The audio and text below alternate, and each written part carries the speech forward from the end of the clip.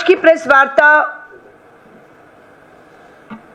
हमारे उत्तर प्रदेश के हाथरस में 14 सितंबर 2020 लगभग 6 साल पहले एक घटना जिसने मात्र उत्तर प्रदेश नहीं राजधानी दिल्ली और देश को हिलाकर रख दिया था।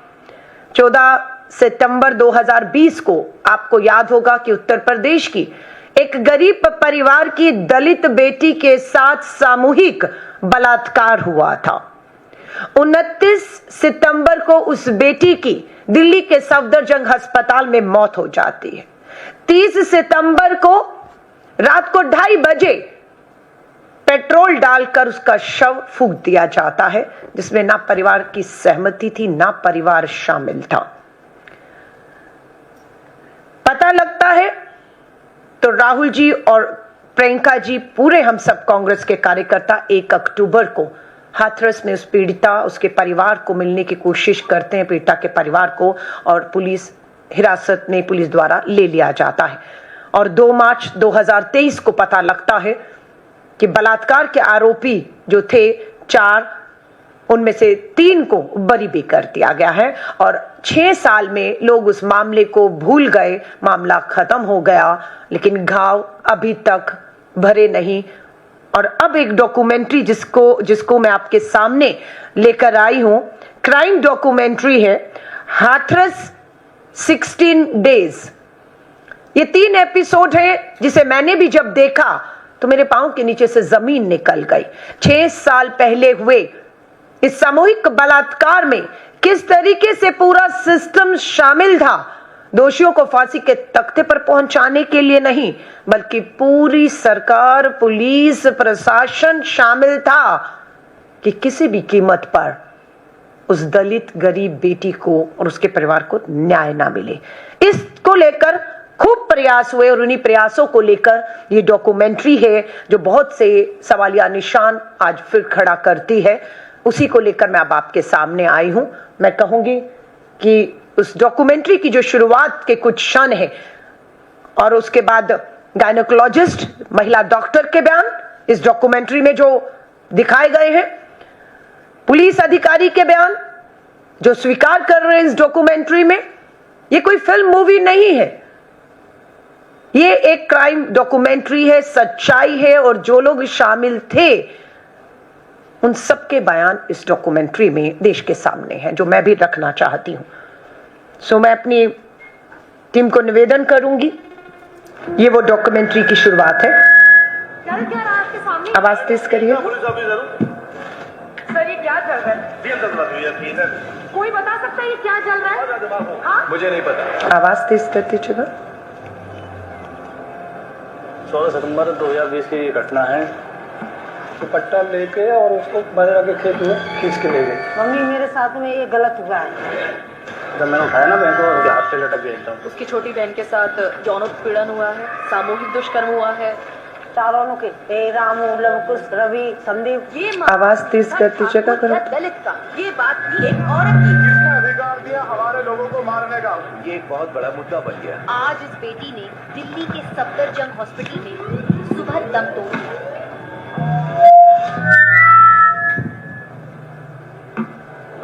यहाँ पुलिस सुरक्षा में शव को ले जाया जा रहा है। मारे बिना किसी के बॉडी ले गए। तो इतना प्रशासन इतना टाइट हो गया है। अधिकारी आए और उन्होंने कहा आप नहीं जा सकती। मैं क्यों नहीं जा सकती? पहले भी बंद है अपने ही घर में, हमारे साथ जबरदस्ती कर रहे हैं वो। हम अपने बच्चे के अपने घर से ही दरवाजे से ही विदाई करना चाहते हैं। उन्होंने कोई सुनवाई नहीं करी। ये कहीं नहीं लिखा है 10 साल रात में नहीं होता है। Now you are even snatching away the rights of her being cremated respectfully. हटिए एक सेकंड, हटिए। अब कर लिया ना आप लोगों ने जो करना है, हटिए एक बार। हम लोग को बोलते हैं कि हिंदू हैं, कौन से रीति रिवाज में हम हिंदू हैं?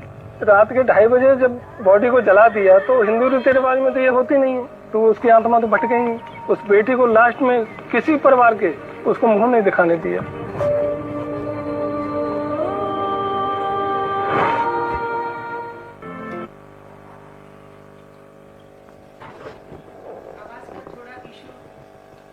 का थोड़ा इशू रहा है, लेकिन ये हम लोग डॉक्यूमेंट्री की शुरुआत जो है वो आपसे जरूर शेयर करेंगे। और इतना ही नहीं, इस डॉक्यूमेंट्री के 3 एपिसोड को आप देखेंगे और उसमें आपका जो बयान, जो डॉक्टर गायनेकोलॉजिस्ट है वो खुद इसमें ये कह रही हैं कि बच्ची को लाने से पहले सारे तरीके से सबूतों को नष्ट कर दिया गया था। बच्ची को नहला दिया गया था, उसे साफ कर दिया गया था, लेकिन गायनेकोलॉजिस्ट आज भी कहती हैं कि उन्हें जांच में ये पूरा विश्वास था कि बच्ची के साथ बलात्कार, दुष्कर्म, जबरदस्ती, जो शब्द वो कह रही है अपनी डेड डिक्लेरेशन, मरने से पहले बच्ची का बयान तक को नहीं जो है पूरे मामले को आगे बढ़ाने में कंसिडर किया गया कि बच्ची मरने से पहले बता रही है मुझसे जबरदस्ती हुई है, और गायनेकोलॉजिस्ट कहती है कि हां बच्ची के साथ उन्हें ऐसा है कि गलत हुआ है, लेकिन इन सब चीजों को जब कोर्ट के सामने चीजें पेश की गई वहां नहीं रखा गया। केस को पुलिस द्वारा कमजोर कर दिया गया, जिससे आरोपियों को बच निकलने में सरकार और पुलिस ने पूरी मदद की। मैं अब गायनेकोलॉजिस्ट, जो महिला डॉक्टर बच्ची की पूरी जांच कर रही थी, उसका बयान इस डॉक्यूमेंट्री में जो आया है वो आपके सामने रख रही हूं।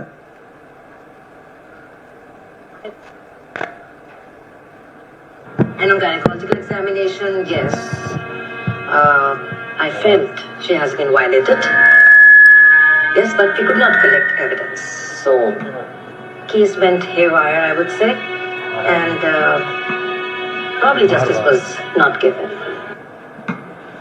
गायनेकोलॉजिस्ट कह रही है उन्हें भी महसूस होता है कि पुलिस न्याय दिलवाना ही नहीं चाहती थी। बच्ची के साथ जिस दिन अपराध हुआ 14 सितंबर को, उसके लगभग 8 दिन के बाद सबूत जुटाए गए पुलिस के द्वारा। उसके कपड़े और उसके जो भी चीजें एविडेंस हो सकती थी, जुटाई जा सकती थी, वो उस समय नहीं जुटाई गई, और 8 दिन की देरी में जितने भी सबूत थे, इवन क्रूशियल फोरेंसिक एविडेंस के तौर पर जो उन्हें फांसी के तख्तों पर भी पहुंचा सकते थे, वो भी जो है कोर्ट में पेश नहीं किए गए। इस डॉक्यूमेंट्री में पूरी तरह से गर्ल के साथ गलत हुआ है, लड़की के साथ एविडेंस को पुलिस द्वारा बर्बाद किया गया, ये बात सामने आती है। इतना ही नहीं, पुलिस का भी पक्ष इस डॉक्यूमेंट्री में सामने आता है। Former ADG law and order UP Prashant Kumar जो उस समय थे, इस डॉक्यूमेंट्री में उनका भी बयान है जो मैं अब आपके सामने रखना चाहती हूं, जिसमें वो साफ कह रहे हैं कैमरा पर कि medical local police, had they been that sensitive right from the word go, this could have been avoided. No, they could have asked requested her for proper internal medical examination also. They could have उनको ये इतना फार cited होना चाहिए था कि इसके क्या रिपोर्केशंस हो सकते हैं। Initial lapses, action was taken against the police officers also. We have a zero tolerance policy, and in the convictions related to women, UP has the highest conviction rate in the country. आप देख रहे हैं formal ADG कह रहे हैं कि police संवेदनशील नहीं थी। उन्होंने अगर संवेदनशीलता दिखाई होती, प्रॉपर मेडिकल एग्जामिनेशन किया होता, सबूतों को समय पर एकत्रित किया होता, तो अपराधियों को सजा मिल सकती थी, जिसका फायदा जो है वो अपराधियों को मिला और वो रिहा कर दिए गए। वो यहां तक कह रहे हैं कि पुलिस को सिर्फ सस्पेंड कर दिया गया था, लेकिन उनके ऊपर कानूनी कार्रवाई जो बनती थी वो नहीं किया गया। वो एक थाने से दूसरे थाने में चले गए, पूरे केस को उन्होंने जो है वो खराब करने में कोई कोर कसर नहीं छोड़ी। उनका ये भी कहना है कि इस केस की पुलिस के रोल की एसपी वहां उपस्थित थे, डीएम उपस्थित थे, मजिस्ट्रेट उपस्थित थे। इन सबकी उपस्थिति में शव को रात को 2:30 बजे जलाया जाता है और हर तरीके से सबूत को आनन फानन में नष्ट किया जाता है। तो इसके पीछे किसका हाथ था, किसके इशारों पर या दबाव में ये सब चीज हो रही थी, ये पूरी तरह से एडीजी, फॉर्मर एडीजी के बयान में, गायनेकोलॉजिस्ट के बयान में है।